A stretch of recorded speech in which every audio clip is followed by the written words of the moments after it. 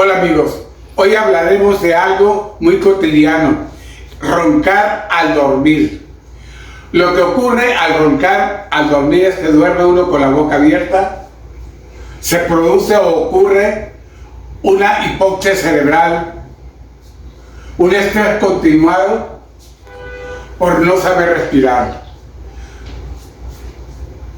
más una problemática que tenemos el no saber dormir. Así que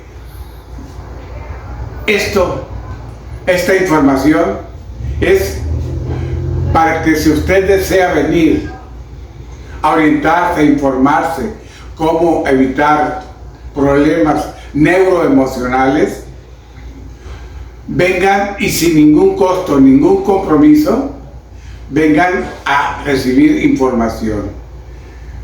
Mi nombre es Ricardo Tolosa Vega, el teléfono es 6672-012864.